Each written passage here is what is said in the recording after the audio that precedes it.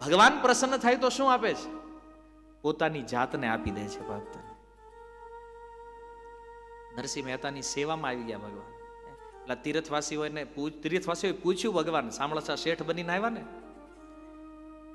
તીર્થવાસીઓએ પૂછ્યું કે આ નરસિંહ મહેતા તમારા થાય હું? ભગવાનનો ઉત્તર તમે જાણો છો કે અમે તો એ નરસિંહના વાણોતર છીએ.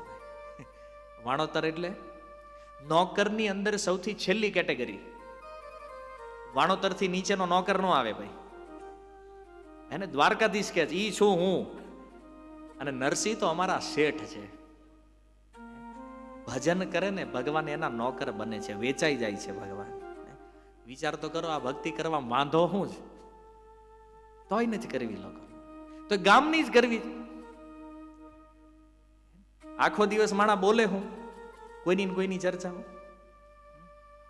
આટલી મધુર કથાઓ, આટલું મધુર હરિનામ, પણ મેળ બેહતો જ નથી. અહીંયા કીધું ગલિતમ ફલમ, એક પાકેલું ફળ છે, શું મધુર છે, પણ તોય પ્રભુ અમને ટેસ્ટ આવતો જ નથી. કેમ નથી આવતો? એનો ઉત્તર રૂપ ગોસ્વામી આપ્યો છે ઉપદેશામૃતમાં. અમુક લોકોને ભજનમાં ટેસ્ટ ન આવે, કથામાં ટેસ્ટ ન આવે. અહીં બેઠા છે આ બધાને જ કથા મોજ જ આવતી એવું નથી. ઘણાને એમ થતું કે ભાઈ પૂરું કરે સારું હોય જલ્દી, વચમાં બેસી ગયા હવે જાવું એ કેમ ઊભું થાય? બધાને હરખી મોજ હોય જરૂરી નથી. તો ભક્તિમાં રસ નથી. રૂપ ગોસ્વામી શું કહે છે કે કમળો થાય ને એને તમે ગમે એટલી શેરડી ખવડાવો એને કડવી જ લાગે. લાગે કે નહીં? પછી આપણને ધબધબાટી બોલાવતો હોય આપણી સામે, હું પણ કડવી લઈને દોડ્યો આવે છે કે. હવે ઈ મૂર્ખને કોણ શેરડી કડવી હોય કોઈ દી?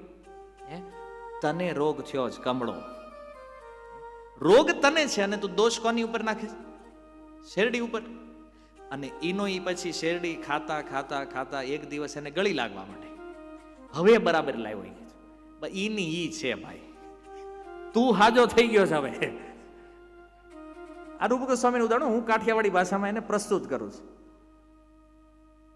જેવી રીતે કમળાના રોગવાળાને કોઈ પણ મધુર વસ્તુ કડવી લાગે, એમ જેની અંદર પાપ તાપ અને જન્મ મરણ જે બહુ અંદર સુધી ઉતરી ગયા છે ને, એને હરિકથા કડવી જ લાગે. તો કરવું હું? આ કડવી લાગે છે પણ કરવાનું શું? સાંભળ્યા આને જેમ શેરડી ચાવતા ચાવતા ચાવતા ચાવતા મધુર લાગવા માંડે, એમ કથા સાંભળતા સાંભળતા સાંભળતા, મેં કીધું હતું ને, એકવાર કથામાં આવીને સૂઈ જશો તો ક્યારેક જાગશો, અને જાગી ગયા પછી કોઈ દી નહીં હોવો. ક્યારે? હનુમાનજીને પેલા ઇન્ટરેસ્ટ નહોતો કથામાં, લાગી ગયો ને એમ. કથા સાંભળતા ભલે કડવી લાગે, ન ગમે તોય કથામાં જઈને બેહો. ભગવાનનું નામ જપતા હોય, મન લાગે ન લાગે, ન જામતું હોય તોય જપો. એક દિવસ મધુર લાગશે. આ મધુરતાનો જે અસલી ટેસ્ટ છે ને એ આવી જાય જ્યારે આપણે ભક્તોની સેવા કરશું, પોતાને શુદ્ધતા બાજુ આગળ લઈ જશું. શુદ્ધ થઈ જશું ને તેથી બધું હરખું થઈ જવાનું છે. અને પ્રભુપાદજીની આજ અપેક્ષા છે કે આપણે શુદ્ધ ભક્ત.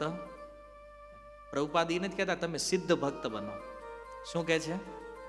શુદ્ધ ભક્ત બનવાનું છે, સિદ્ધ નથી થવાનું. આપણે શુદ્ધ બની જાવ ને તો સિદ્ધ તો આપણે આપ થઈ જાવ. પછી શુદ્ધતા જરૂરી છે.